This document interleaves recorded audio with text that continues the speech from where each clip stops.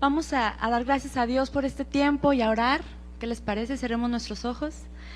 Señor, gracias por este tiempo que nos permites estar en tu presencia, dándote nuestro tiempo, nuestro agradecimiento, nuestra alabanza. Tú te mereces todo, Señor. Y en esta mañana queremos pedirte, Dios, que tú hables a nuestro corazón. Si estamos aquí es porque estamos dispuestos a recibir tu instrucción. Que nuestro corazón sea como buena tierra en la cual sea sembrada la buena semilla y que pueda dar fruto, Señor. Queremos ser oídos prestos a lo que tú quieres hablarnos hoy. Te damos gracias en el nombre de Jesús. Pues esta enseñanza la titulé Lo que Dios pide de ti. Y si tienes la oportunidad de apuntar, pues va a ser muy útil para ti. Queremos animarlos a que tengan esta costumbre, porque muchas veces estamos escuchando y después cuando queremos ponerlo en práctica, pues no tenemos todo en la memoria, ¿verdad? ¿O cuántos de aquí tienen memoria fotográfica que se acuerdan de todo lo que les dicen? Entonces es una herramienta muy buena que puedes después consultar y ponerlo en práctica en tu vida. Vamos a leer Miqueas 6:8. Repito, se titula Lo que Dios pide de ti. Miqueas 6:8. Dice: oh hombre, Él te ha declarado lo que es bueno, ¿y qué pide Jehová de ti? Solamente hacer justicia, amar misericordia y humillarte ante tu Dios. Otra vez lo leo para aquellos que todavía están buscando. Oh hombre, Él te ha declarado lo que es bueno, ¿y qué pide Jehová de ti?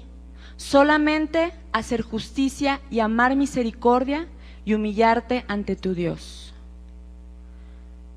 Mucho tiempo se ha hablado a los jóvenes, hablando específicamente por el evento en el que estamos, ¿verdad? Que es para jóvenes.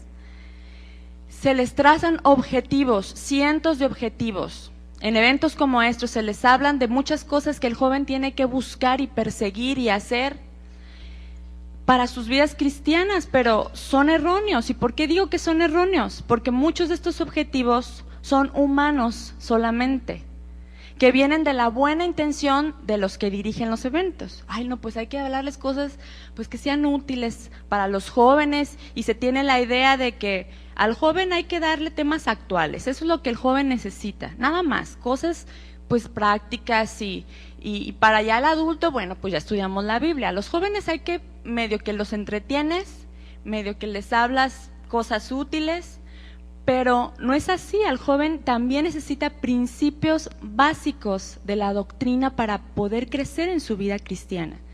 Y estos objetivos que muchas veces se les enseñan son sacados, como dije, de las buenas intenciones del dirigente, de libros de psicología o de superación personal. Pero la Biblia es muy clara cuando dice qué es lo que Él pide de nosotros. Lo acabamos de leer, ¿verdad? ¿Qué dice Miqueas? Solamente, palabra clave, solamente hacer justicia, amar misericordia y humillarte ante tu Dios. En Jeremías 9:23, vamos a confirmar una vez más este principio. ¿Qué dice? Mas alábese en esto el que se hubiere de alabar, en entenderme y conocerme. ¿Qué vamos a entender? Lo que Él pide, ¿verdad? Que yo soy Jehová, que hago misericordia, otra vez esta palabra misericordia, juicio y justicia en la tierra, porque estas cosas quiero. ¿Qué quiere Dios? Misericordia, juicio y justicia, y que lo entendamos y lo conozcamos. Y en esta enseñanza vamos a estudiar esos tres requisitos que vimos en Miqueas. Número 1, hacer justicia. Proverbios 21, versículo 3. Vamos a ver qué dice Proverbios 21, versículo 3. Salomón entendía muy bien este principio y él dijo: hacer justicia y juicio es a Jehová más agradable que sacrificio. Que es más agradable.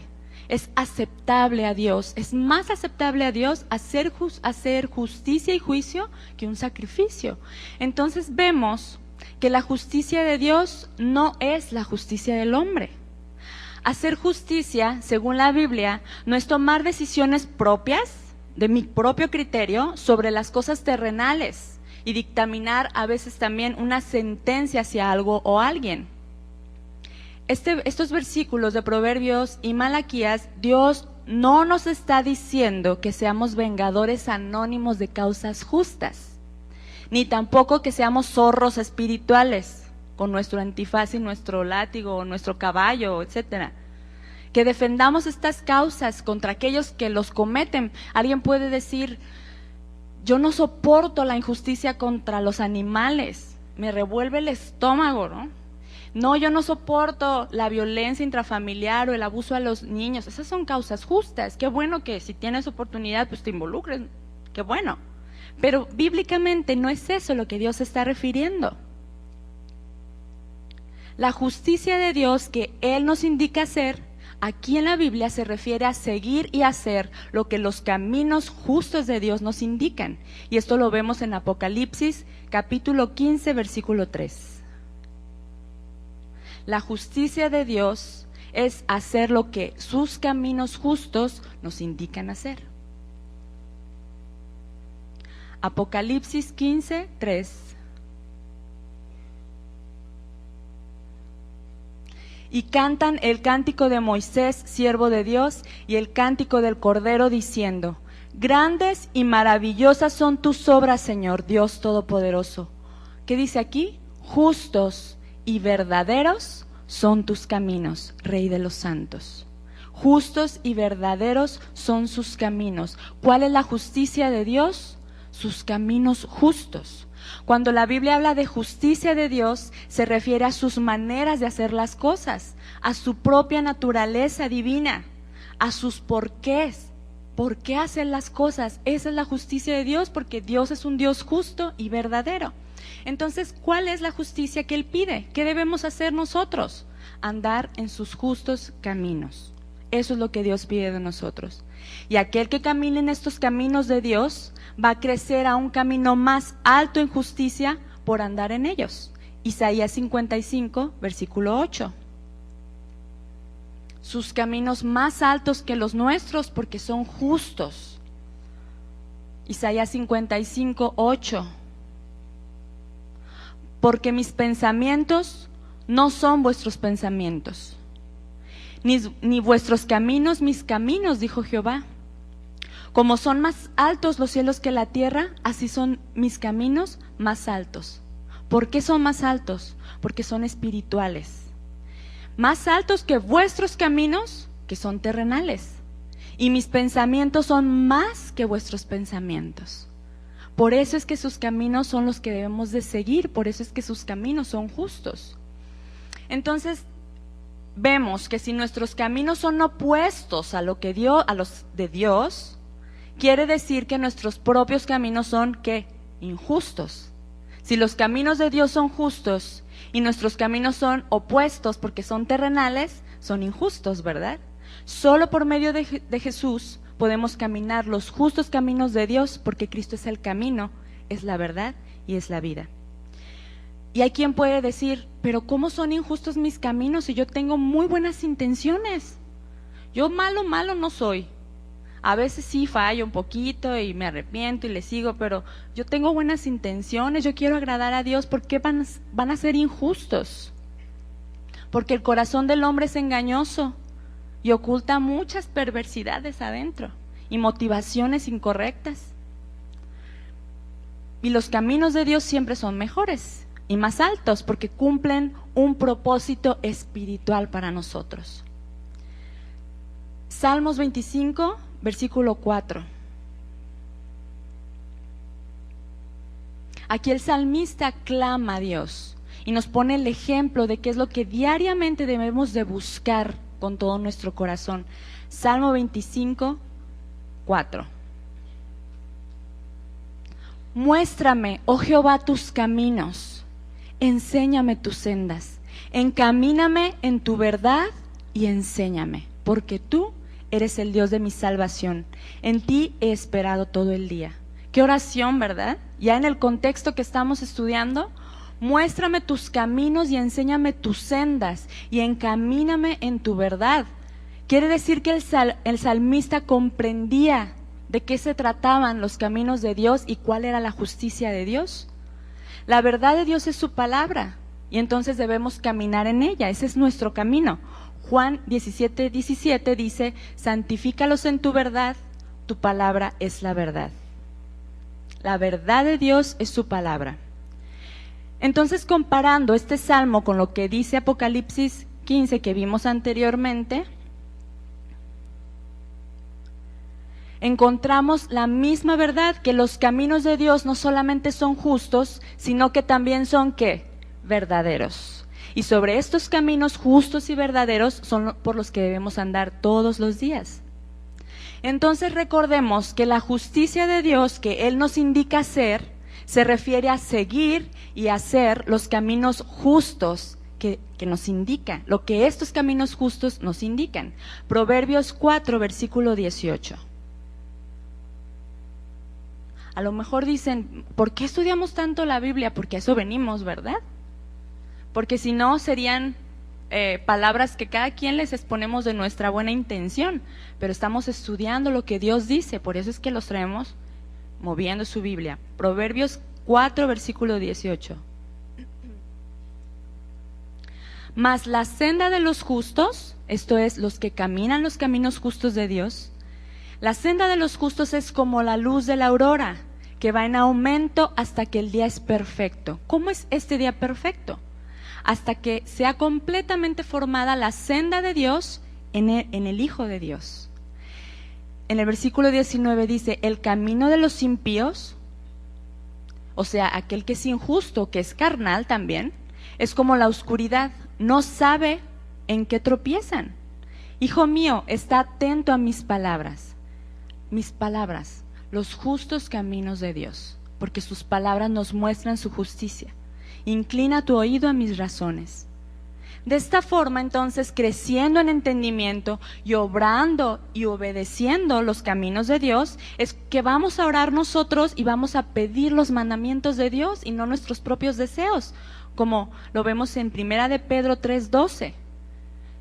Primera de Pedro 3:12 nos dice, ¿qué hace Dios con estas oraciones de los justos?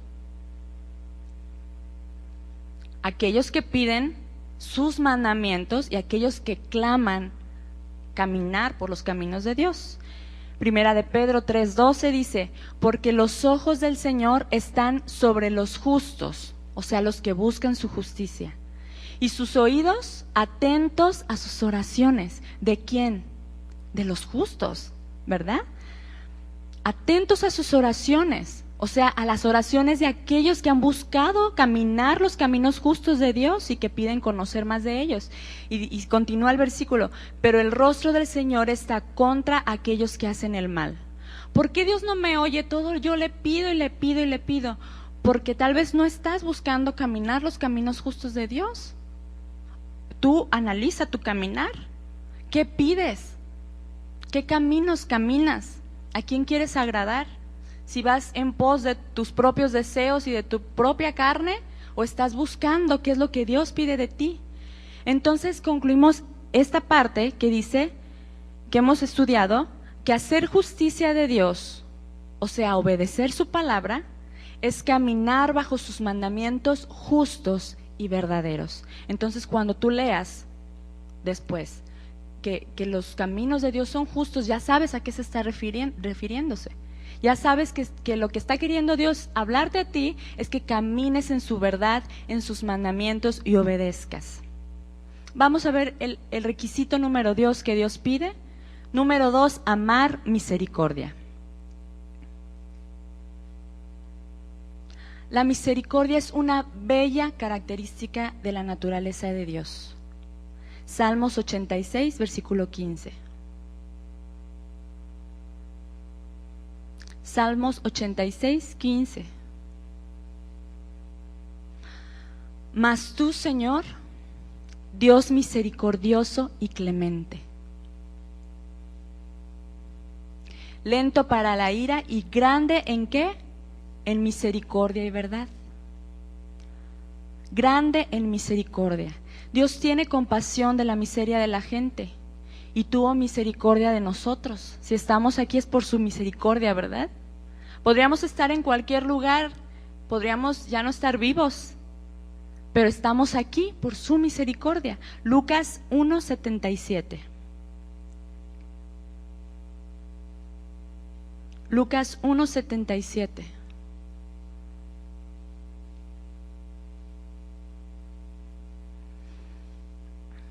Aquí está hablando de Juan del Bautista y dice, para dar conocimiento de salvación a su pueblo, para perdón de sus pecados, por la entrañable misericordia de nuestro Dios, con que nos vistió desde lo alto la aurora, para dar luz a los que habitan en tinieblas y en sombra de muerte, para encaminar nuestros pies por camino de paz. Otra vez aquí la palabra camino.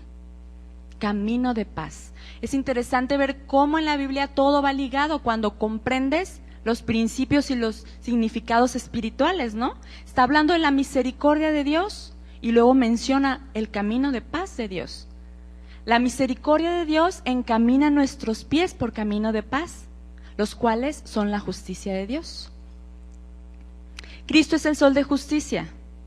Su palabra es la que alumbra nuestro camino para que podamos enderezar nuestros pasos. Todo por la misericordia de Dios. Así es como se manifiesta la misericordia de Dios. Entonces, la naturaleza de Dios es gentil y misericordiosa, según vemos en Salmos 116, versículo 4.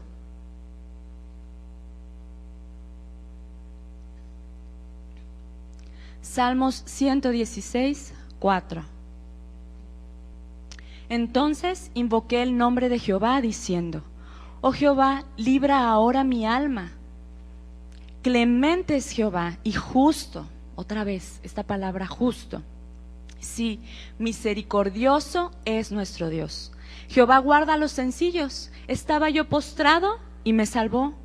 Vuelve, oh alma mía, a tu reposo, porque Jehová te ha hecho bien, porque tú has librado mi alma de la muerte, mis ojos de lágrimas y mis pies de resbalar. Qué hermosos textos, ¿verdad? La misericordia de Dios, cómo actúa en nuestras vidas. Para hacer la iglesia en perfección o la iglesia en madurez, ¿qué le espera? Como nos han estado enseñando todo el día de ayer, tanto el ministerio como los santos deben tomar la naturaleza de Dios. Y como la misericordia es una parte de la naturaleza de Dios, debemos de tomarla en nosotros. Vamos a ver Gálatas 5:22, que seguramente ya lo conocen, los frutos del Espíritu. Mas el fruto del Espíritu es amor, gozo, paz, paciencia, benignidad, bondad, fe, mansedumbre, templanza. Contra tales cosas no hay ley. Vamos a ver esto mismo en Colosenses 3:12. Colosenses 3:12. Vestíos pues como escogidos de Dios, santos y amados. ¿Y qué dice? De entrañable misericordia, de benignidad, de humildad, de mansedumbre, de paciencia. Fíjense, los requisitos que Dios pone. Si eres escogido de Dios y si eres santo, entonces tienes que tener estas características en tu carácter. ¿Las tienes? Pues si no las tenemos, hay que empezar a buscarlas, ¿verdad? Porque esas vienen de la naturaleza de Dios.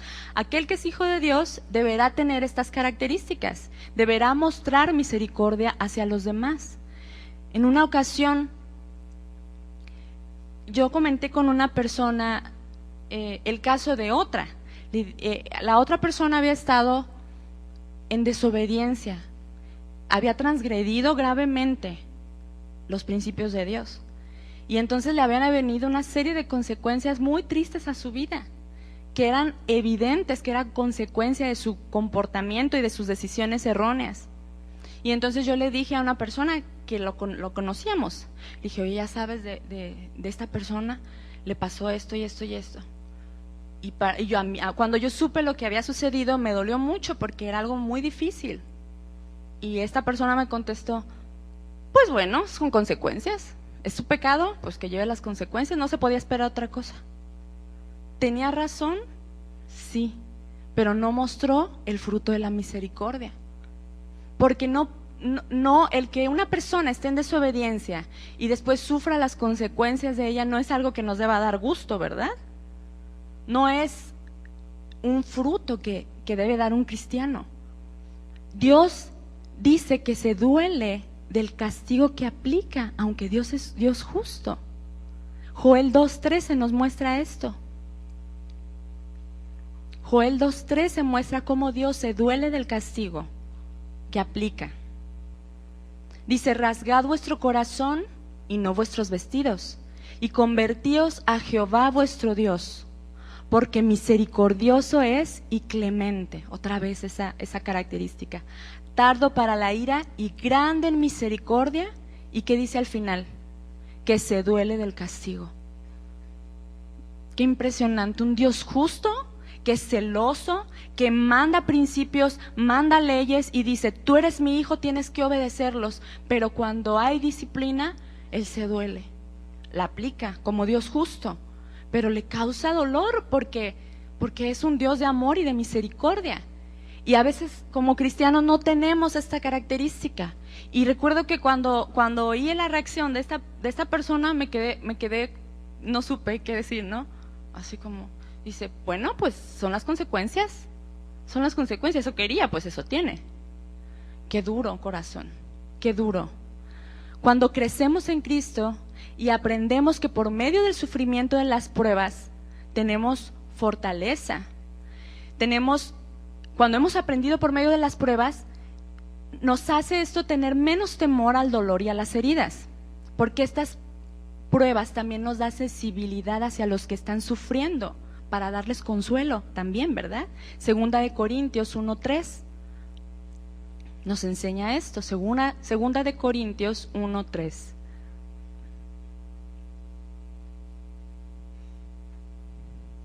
Bendito sea el Dios y Padre de nuestro Señor Jesucristo. Y viene otra vez la naturaleza de Dios. Padre de misericordias y Dios de toda consolación, el cual nos consuela en todas nuestras tribulaciones. ¿Para qué? Para que podamos también nosotros consolar a los que están en cualquier tribulación, por medio de la consolación con que nosotros somos consolados por Dios. Aquí Dios nos está dando la instrucción. Oye, tú también has sufrido, tú también has pasado pruebas y dificultades y Dios te ha consolado a ti, tú haz lo mismo con el otro. Pero aquí hay una cláusula. Para aquel que ha pecado y se ha arrepentido, sometiéndose al ministerio y aceptando una disciplina espiritual, a ese se le da la oportunidad de seguir adelante una vez que ha pasado por todo este proceso. Porque ¿saben qué? Sin arrepentimiento no hay perdón. Ahí está la cláusula.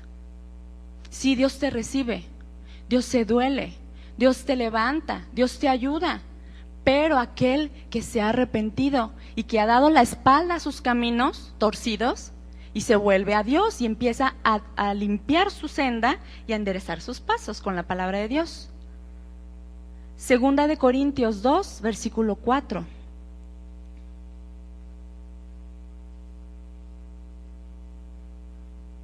Segunda de Corintios 2, 4. Porque la mucha tribulación y angustia del corazón os escribí con muchas lágrimas, no para que fueseis contristados, sino para que supieseis cuán grande es el amor que os tengo. Pero si alguno me ha causado tristeza, no me la ha causado a mí solo, sino en cierto modo, por no exagerar, a todos vosotros. Le basta a tal persona esta reprensión hecha por muchos.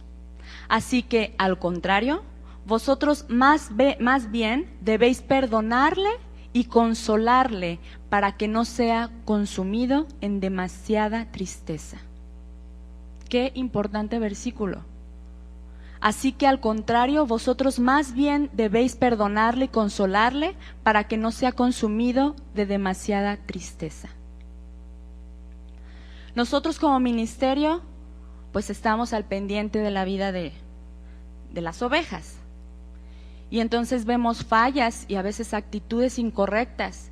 Y cuando son solamente para llamar la atención, bueno, oye, esta actitud no estuvo bien, cuídala, o mira, se le da la instrucción. Cuando son cosas en las que se debe intervenir ya con una disciplina, se le da ciertas indicaciones según el orden de Dios. La disciplina nunca es al capricho del ministro. Pues unas 10 lagartijas ahora. Y como me desobedeciste, vas a dar vueltas al auditorio corriendo y media hora. Pues esa no es una disciplina espiritual. Te quiero aquí sentado, no vas a ministrar, vas a estar sentado en las reuniones y quiero verte apuntando y vas a venir, no sé, periódicamente a entregarme qué es lo que Dios te ha hablado en tus tiempos de comunión con Dios, etcétera. Se le da, depende del caso, ciertas instrucciones. ¿Para qué? Para restaurarle y levantarle, ¿verdad? Y restituirlo en su vida, porque el fin de la disciplina es edificar, no destruir. Y muchas veces, pues siempre, lo mantenemos con la persona. Esto no se sabe a los demás. Nadie se tiene por qué enterar cuál fue el asunto. Esto es entre tú y yo.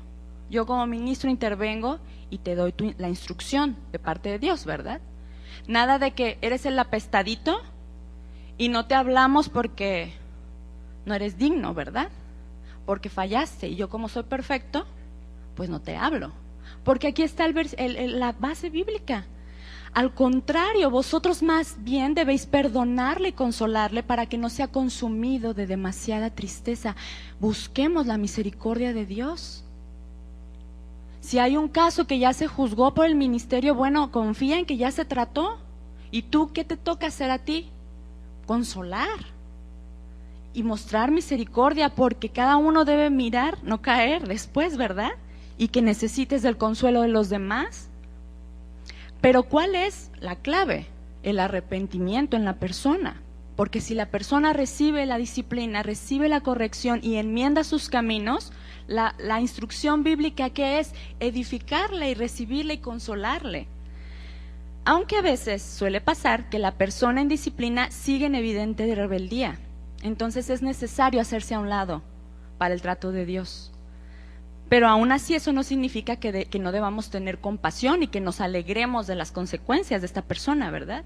Muchas veces la persona dice, pues sí, ya te escuché, ya me dijiste. ¿Sabes qué? Aquí me están juzgando, porque eso pasa muy seguido en las iglesias. No hay amor porque me hablaron muy duro. Y ¿sabes qué? El pastor me trató mal y me regañó y yo ni estoy haciendo nada, ya me arrepentí. Pero pues dejaste de venir. O seguiste haciendo tales cosas. Sí, pero eso es entre Dios y yo. A mí ya no quiero que me recuerden nada. Lo pasado, pasado, y yo a nadie le doy cuentas. Esto es entre Dios y yo. Pues no es una muestra de alguien que está arrepentido o una muestra de alguien que quiere recibir la instrucción, ¿verdad? Porque hay maneras de hacer las cosas, porque la iglesia es para edificación y para crecimiento de los santos. Y nos topamos con eso también. Ay, no, ya me voy, me juzgan todo el tiempo y apenas hago una cosita y ya están, ay, que no sé qué. Y saben que no, mejor yo no. Entonces, ¿qué te toca hacer? Pues, esa es tu decisión, te haces a un lado y que Dios trate con la persona. Porque dice, aquel que llamando a ese hermano hace estas cosas, con él ni comas. Ese es otro aspecto, ¿verdad? Esa es otra área también. Uno de los frutos del Espíritu es mansedumbre, y ser manso significa ser enseñable. Entonces el cristiano debe ser enseñable por Dios y también por el ministerio que Dios puso para edificación, para un ministerio que está en orden con su palabra. También se enseña por medio de la disciplina, y la oveja deberá recibir esta disciplina con mansedumbre. ¿Cuántas personas no hemos visto que no son capaces de recibir la disciplina, sino que se vuelven contra el ministro cuando en primera instancia su desobediencia los llevó a estar en esa condición? Nos pasa tan seguido. La persona transgrede gravemente y entonces el ministerio interviene con corrección, primero hacerte ver lo que estás haciendo y las consecuencias a las que te puedes enfrentar. Y entonces las consecuencias vienen y la vida del joven es un desastre. ¿Por qué razón? Por su desobediencia, ¿verdad? Estamos claros. Y entonces el ministerio interviene y da la instrucción, mira, tienes que hacer esto, tienes que hacer lo otro y esto, y luego después ya, no, el pastor me trató muy mal y son muy injustos y me tratan muy duro y no, ya, para mí es muy difícil. A ver, vamos estableciendo, ¿por qué razón estamos aquí? Por tu transgresión y tu desobediencia. Pero queremos encontrar el chivo expiatorio, ¿verdad? No, yo no hice nada ya, y enfoco mi ira, mi frustración o mi tristeza en otra persona, cuando el que causó todo en un principio fui yo con la desobediencia. Vamos estableciendo eso para empezar. Dios busca espíritus humildes y corazones que perdonan, naturalezas renovadas que han quebrantado esta dura vasija, la carne, que han quebrantado la dura vasija en la cual vivimos. Esta vasija es la vieja naturaleza, para poder entonces recibir la instrucción del Señor con mansedumbre, porque sólo así Dios va a depositar en nosotros las verdades de su palabra. Un requisito para que Dios te siga revelando más de Él es que tú tengas un espíritu humilde. Cuando se haya quebrantado entonces esta tierra dura del corazón, entonces el entendimiento de Dios va a caer como lluvia en nuestra vida y la naturaleza va a crecer poco a poquito como una plantita. Se remueve la tierra dura, cae la instrucción de Dios en la tierra buena, trabajada y blanda, y empieza a emerger poco a poco, a crecer la naturaleza de Cristo en nosotros. Mostraremos entonces los frutos espirituales y entonces también nos vamos a edificar unos a otros en amor. El amar la misericordia de Dios es vivir también, es vivir agradecidos por la gracia que ha mostrado hacia nosotros y por su redención. Bendito Dios que nos tuvo misericordia, ¿verdad? Mostremos misericordia también nosotros. El requisito número 3, humillarte ante tu Dios.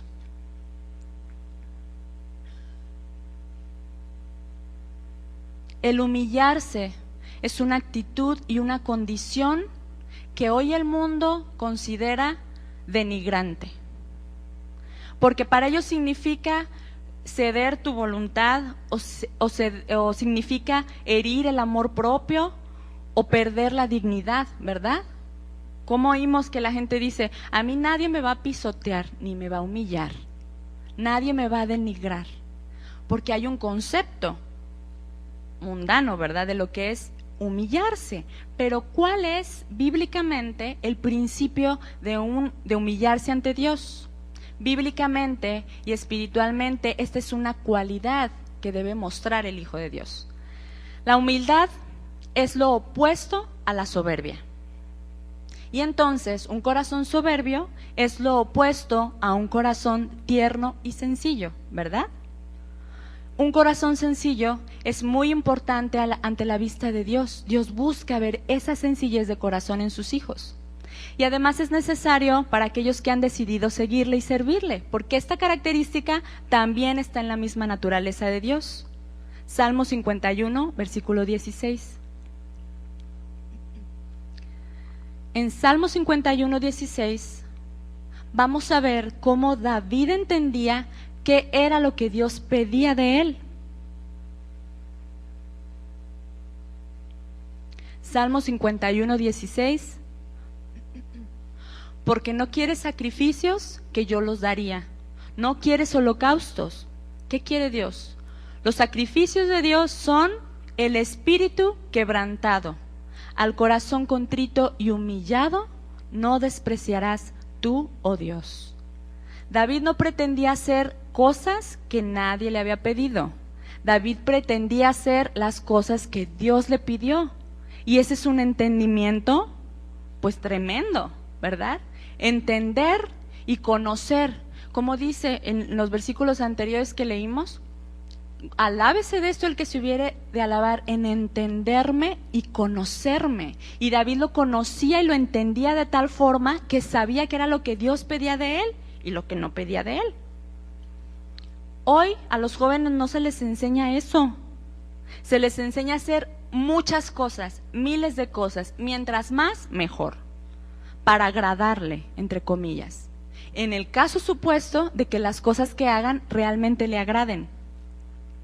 No han entendido porque no se les enseña que el que ellos desarrollen sus talentos, que vayan a las naciones a predicar, a tocar, a ministrar, a lady minister, como dicen, hacer cualquier cosa, no es lo que Dios pide. Que sean exitosos y despunten en la sociedad como profesionistas, como abogados, etcétera. Eso no es lo que Dios busca, ni que se ganen un lugar en la sociedad por su buen trabajo. No es lo que Dios pide, aunque son cosas que debemos de hacer como una ofrenda a Dios, ¿verdad?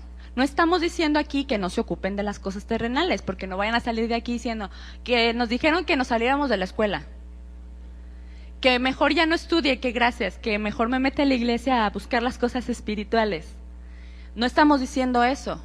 Estamos diciendo que hay gente que se enfoca totalmente en las cosas terrenales y olvidan y no saben que deben enfocarse en las espirituales porque no se les ha enseñado, pero aquí nos están enseñando, ¿verdad? Aquí Dios nos está enseñando. No es lo que Dios pide de ellos esas cosas, sino que tengan un corazón humilde para recibir instrucción y de esa forma dar frutos espirituales que dan gloria al Padre. Recibir instrucción, esto es muy importante. ¿Cuántas cosas, te hago esta pregunta a ti, cuántas cosas haces para el Señor que Él no pidió? ¿Y cuántas cosas que el Señor sí pidió no las estás haciendo? Vale la pena preguntarnos. A veces por ignorancia, ¿verdad? Pues yo pensé que si me ponía a estudiar 10 instrumentos, iba a agradar más a Dios porque los voy a usar en la iglesia. Mira, ya sé batería, ya sé teclado, ya sé cantar, ya estoy aprendiendo danza. Pues a menos que seas el hombre orquesta, como mi esposo que sí sabe tocar muchas cosas, pero no sabe danzar, dice. Esas son cosas útiles. Es muy bueno poner nuestro talento, nuestras habilidades al servicio de Dios porque sirven para edificar, ¿verdad? Para avanzar en la obra. Muy bueno, maravilloso, hazlo. Pero espiritualmente Dios pide cosas mejores para nosotros. ¿Por qué? Sus caminos son más altos. Sus caminos son espirituales y no se limita nada más a lo terrenal, a lo que nuestros ojos ven. Qué bueno que dediques tus talentos a Dios. Qué bueno que inviertas tu tiempo. Qué bueno que estudies una carrera, que saques buenas calificaciones, que después consigas un trabajo y puedas tener un ingreso para entonces invertir también en la obra. Qué bueno que hagas esas cosas. Pero pregúntate si las cosas que Dios pidió las estás cumpliendo en tu vida. Eso es lo importante. Porque aquí Dios nos está estableciendo 3 cosas importantísimas, ¿verdad? Hacer justicia, amar misericordia y humillarse ante Dios, que muchas veces se pasan por alto y que son las que realmente Dios pide. Salmo 51:10. Una vez más David clamó según la voluntad de Dios. Salmo 51:10. Crea en mí, oh Dios, un corazón limpio y renueva un espíritu recto dentro de mí. Con un corazón humilde estaba clamando esto. Ahora hay una historia que me gusta mucho y en este contexto está perfecta. El rey de Judá, Josías, ¿se acuerdan de ese rey? Empezó a reinar cuando tenía 8 años, era un pequeñito. Y Dios lo menciona en la Biblia como un rey justo que caminó en los caminos de Dios. Cuando tenía 18 años, descubre la ley. Alguien se la enseña. Mira, rey, a ver, léanmela. Y empiezan a leer.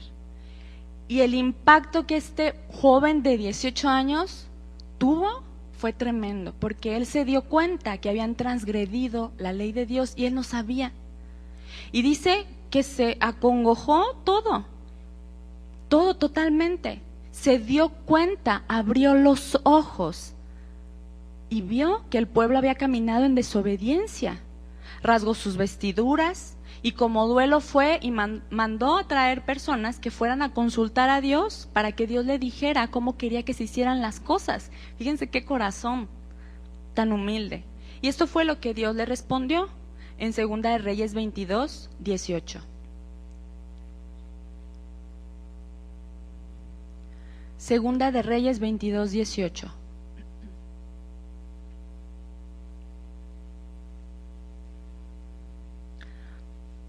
Mas al rey de Judá que os ha enviado para que preguntaseis a Jehová, diréis así: así ha dicho Jehová, el Dios de Israel, por cuanto oíste las palabras del libro, y tu corazón se enterneció, se humilló.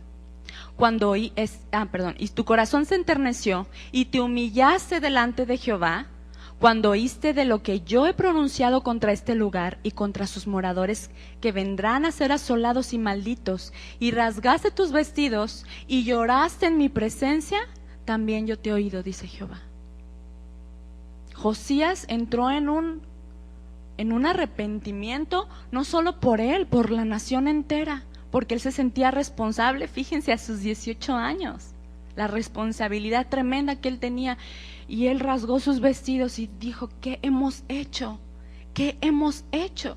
Y esa humillación de corazón, ese corazón quebrantado, Dios lo vio y le dijo: yo te he oído, dice el Señor. Dios pide arrepentimiento, y este es un fruto de un corazón humilde. Un día estábamos viendo un evento como este de jóvenes por internet, en otro lugar. Era un evento muy grande con muchos jóvenes, y estaba una persona hablando. Estaban así como en un tiempo de ministración, y dijo la persona: yo venía para acá y Dios me dijo que les dijera esto. Y dije: a ver, Dios dice que ya no mires atrás, que lo que tú hiciste ya quedó en el pasado. Y empezó a llorar la persona, ¿verdad? Dice: porque tú has cometido faltas y te han etiquetado como el que hizo tal cosa, pero ya es tiempo de que lo dejes atrás y que camines adelante, porque Dios quiere hacer cosas. Todo eso estaba bien, pero les faltó un pequeñito detalle, chiquito. No les habló del arrepentimiento. Y todos los jóvenes, pues como aquella congoja de la persona que estaba hablando, y les decía, así desgarrándose, y entonces empezaron a llorar todos, ¿verdad? Y les dijo: pónganse de pie aquellos que están sufriendo. Y se pararon y lloraban, y decía: ya se quedó en el pasado, ya no te acuerdes de ello, sigue adelante, porque Dios quiere hacer cosas contigo. Sí, pero no les habló del arrepentimiento. Y entonces ahí están los jóvenes y ya, pero nadie les dijo: vuélvete de tus malos caminos, arrepiéntete, humíllate, Dios, pídele perdón y reconoce que fallaste y que te equivocaste y que has vivido ensuciando tus pies. Y entonces les hablas de la restauración, ¿verdad? Hay un principio bien importante, el arrepentimiento, y el arrepentimiento es una cualidad del espíritu humilde y del corazón humilde. Hoy a la gente se le dice: olvida lo que hiciste, olvídalo, ya.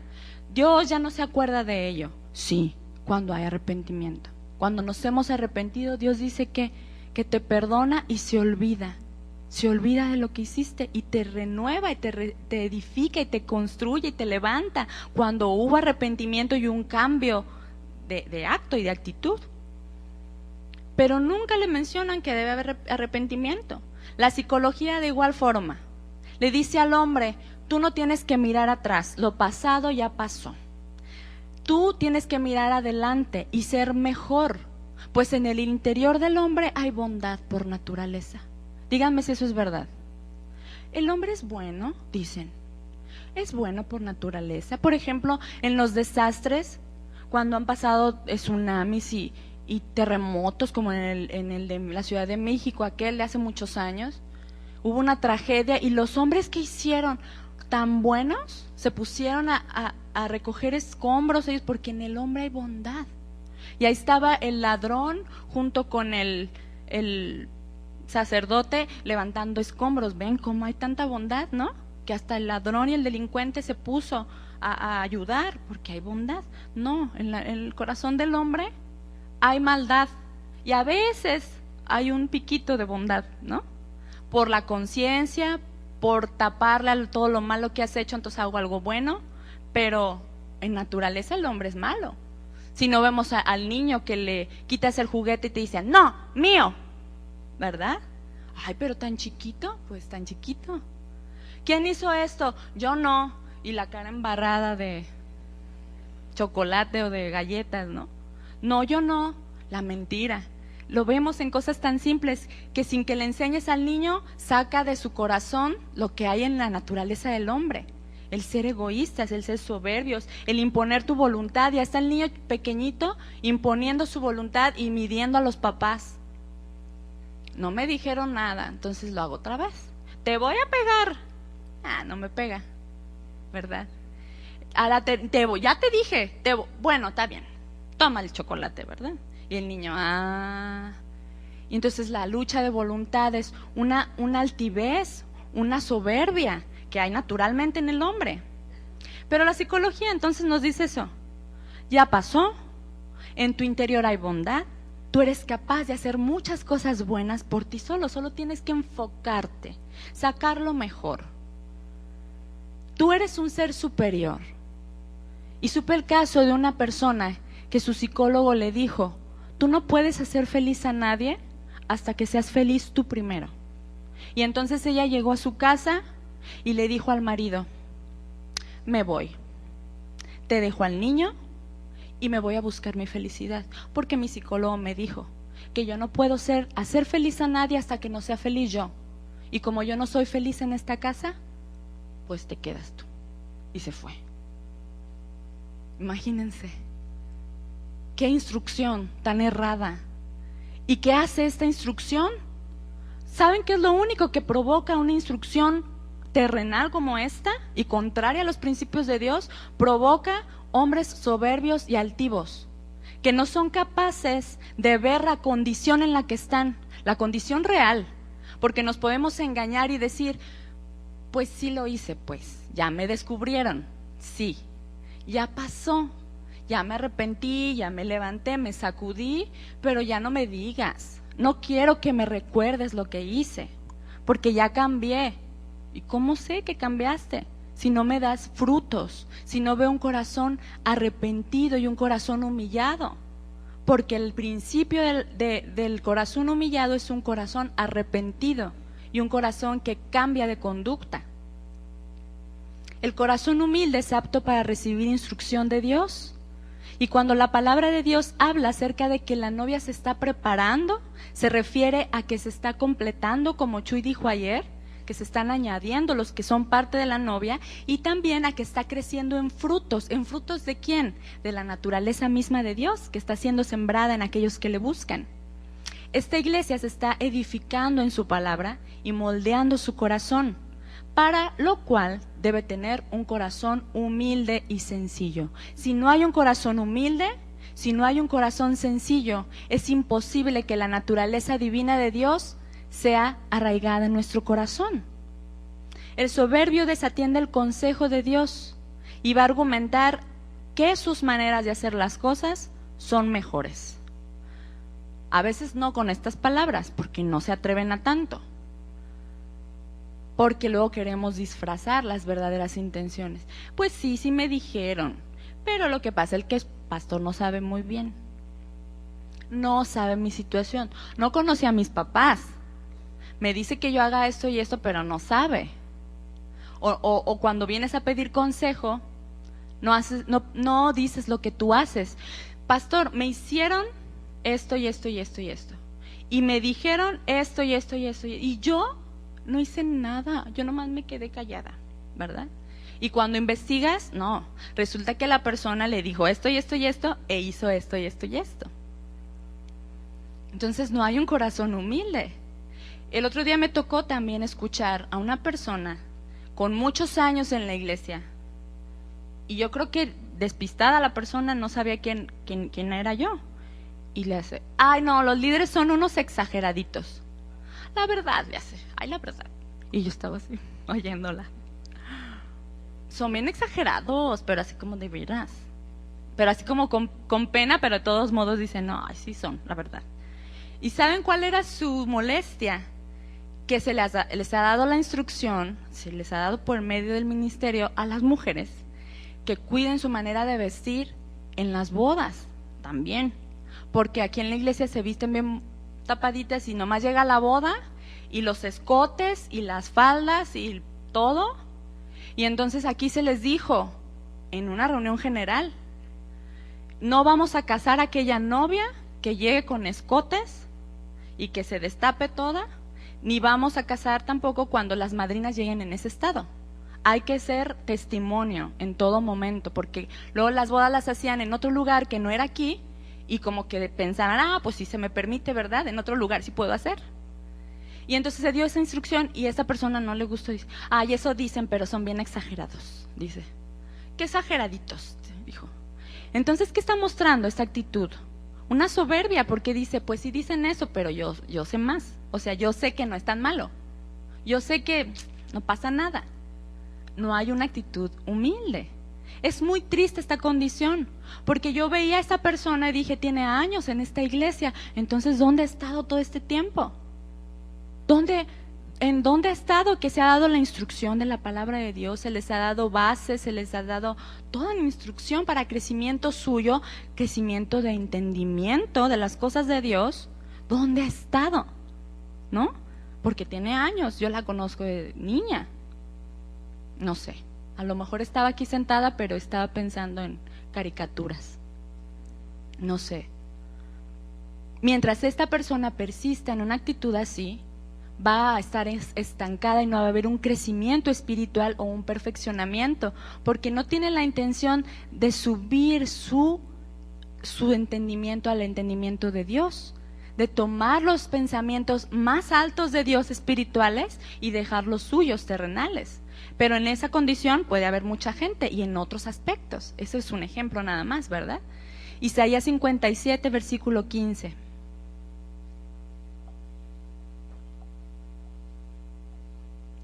Porque así dijo el alto y sublime, el que habita la eternidad y cuyo nombre es el Santo. Yo habito en la altura y la santidad, ¿y con quién? Con el quebrantado y humilde de espíritu. Continúa. Para hacer vivir el espíritu de los humildes y para vivificar el corazón de los quebrantados. Isaías 57, 15. Yo habito en la altura y la santidad y con el quebrantado y humilde de espíritu, para hacer vivir el espíritu de los humildes y para vivificar el corazón de los quebrantados. ¿Qué es vivificar el corazón de los quebrantados? Es aumentar sus caminos en madurez espiritual. Eso es vivificar. El quebrantado y el humilde de espíritu va a crecer en madurez espiritual. ¿Cómo nos vivifica el Señor? Por medio de su palabra. Y lo vemos en Salmo 119, versículo 24.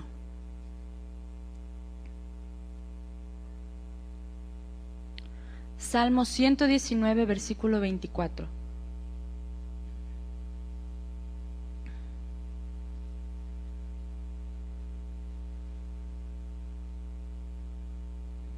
Dice el salmista, pues tus testimonios son mis delicias y mis consejeros. Abatida está el polvo está mi alma. Vivifícame según tu palabra. Hazme maduro, Señor. Te he manifestado mis caminos, que son injustos, y me has respondido. O sea, el Señor nos señala, mira, te estás equivocando. Señor, estos son mis caminos. Y el Señor te empieza a mostrar, no, mira, estás equivocando. Y me has respondido, enséñame tus estatutos, hazme entender el camino de tus mandamientos, para que medite en tus maravillas. El salmista nos sorprende una vez más, porque en varias ocasiones en este mismo capítulo, el salmista está clamando por ser vivificado por la palabra de Dios y por su instrucción. Esa es una lección que debemos aprender de él. La soberbia tiene muchas caras y no siempre es soberbio el que llega con los aires de grandeza, ¿verdad? Y que cuando le das la instrucción directamente te dice no. Pero también la soberbia se manifiesta en aquel que dice sí, sí, sí, y a la hora de hacer las cosas, pues dice todo lo contrario.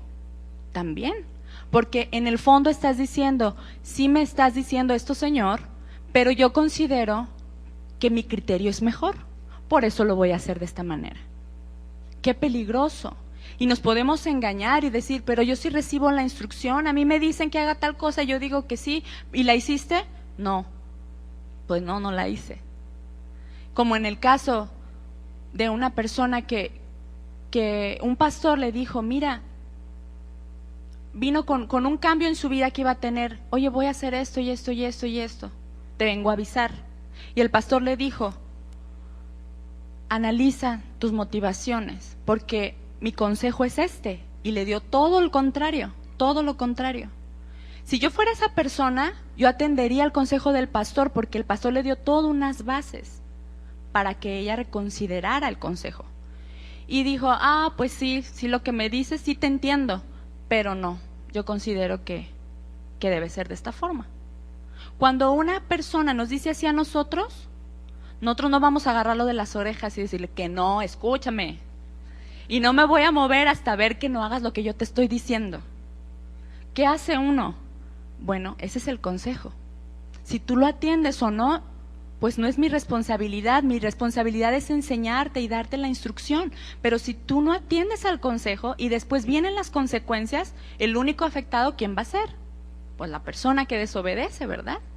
Bueno, está bien, haz lo que tú consideres, pero más vale que prestemos atención y que tengamos un espíritu humilde para discernir que nos equivocamos y que todavía estamos buscando cosas terrenales de nuestro corazón, pasiones propias, deseos propios y carnales que muchas veces no se ajustan a los caminos de Dios.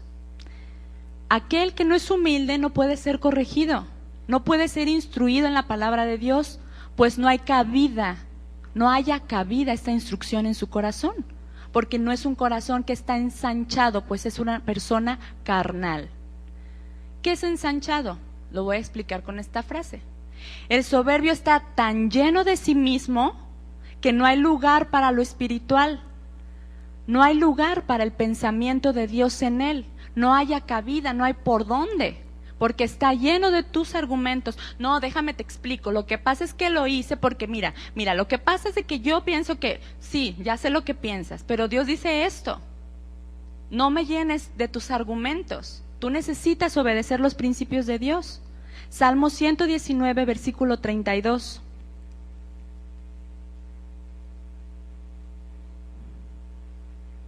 Salmos 119, 32.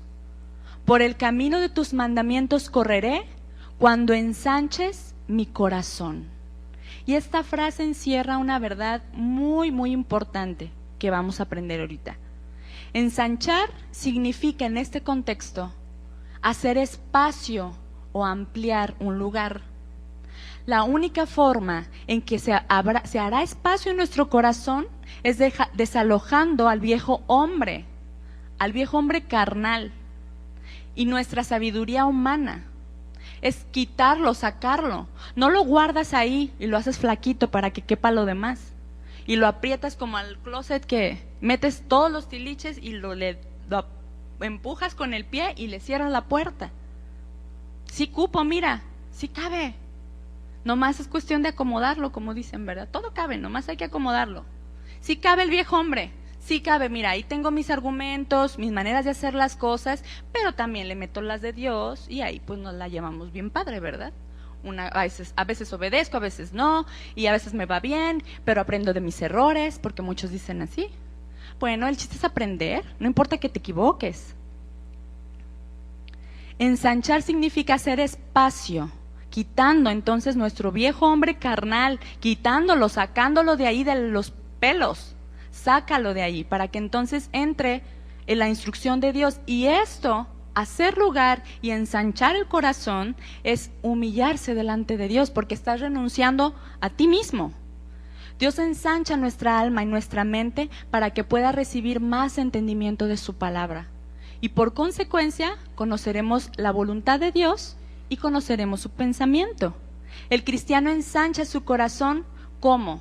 Dejando de ser carnal y dejando de ser rebelde. Y la rebeldía es un fruto de la soberbia. Entonces encontramos este principio otra vez. El corazón humillado es lo contrario al que es soberbio. Y el que es soberbio es rebelde. El entendimiento del humilde es iluminado por la palabra de Dios, y las tinieblas son disipadas. Proverbios 21, versículo 4.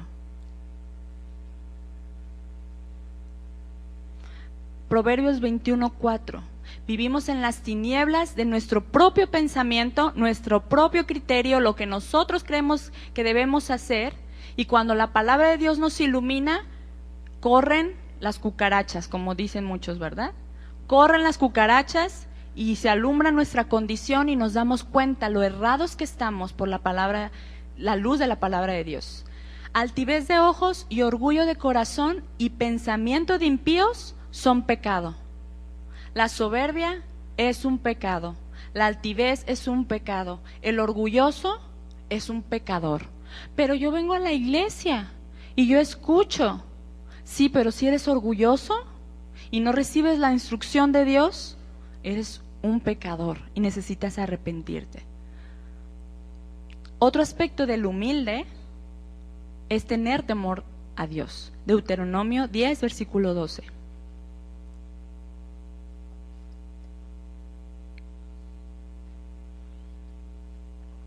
Deuteronomio 10, 12.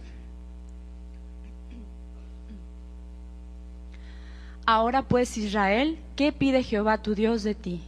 Sino que temas a Jehová tu Dios, que andes en todos sus caminos y que lo ames, y sirvas a Jehová tu Dios con todo tu corazón y con toda tu alma.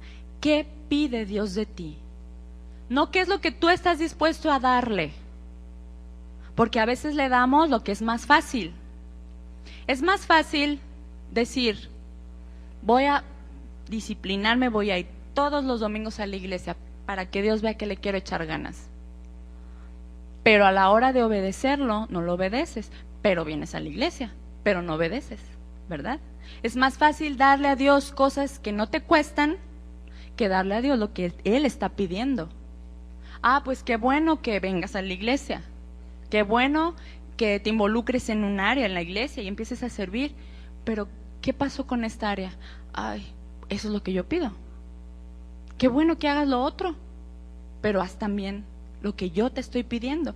¿Qué pide Jehová tu Dios de ti? Sino que temas a Jehová tu Dios, que es el temor a Dios, el temor bíblico, es el deseo de obedecerlo, es el creer que es la suprema autoridad y que merece toda mi devoción, toda mi obediencia y mi lealtad.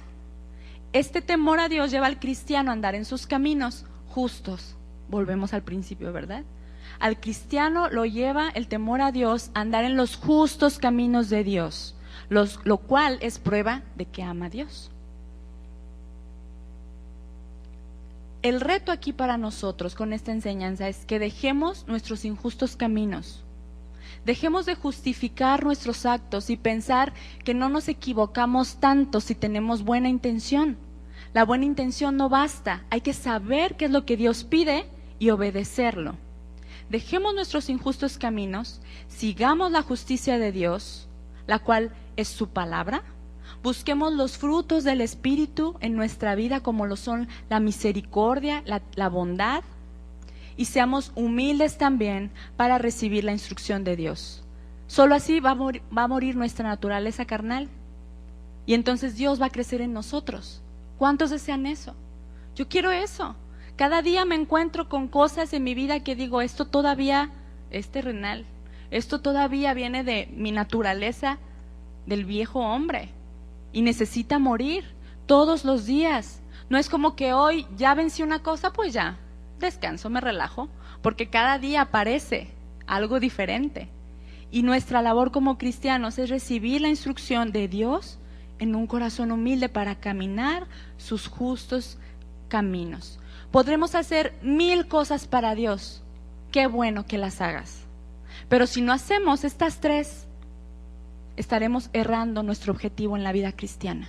¿Cuántos están dispuestos a empezar a obedecer a Dios y tomar el reto? Si estás dispuesto, pongámonos de pie y vamos a comprometernos con Dios. Yo espero que esta palabra no quede vacía. Dice la Biblia que la palabra sembrada en una buena tierra lleva fruto, ¿verdad? Pero ¿cuál es la buena tierra? Aquel que es humilde, aquel que quiere realmente recapacitar sus caminos y volverlos a Dios.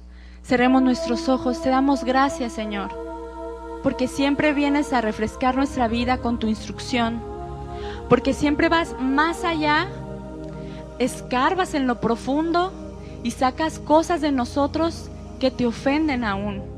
Y nuestro deseo, Señor, es buscar estos 3 requisitos que tú pides: hacer justicia, amar misericordia y humillarnos delante de ti. Queremos caminar tus caminos, obedecer tu instrucción, tus preceptos, amarlos como Josías recapacitó y limpió sus caminos y se quebrantó, como David que clama un espíritu humilde y un corazón recto dentro de él. Así buscamos, Señor, y anhelamos el encaminarnos en tu verdad.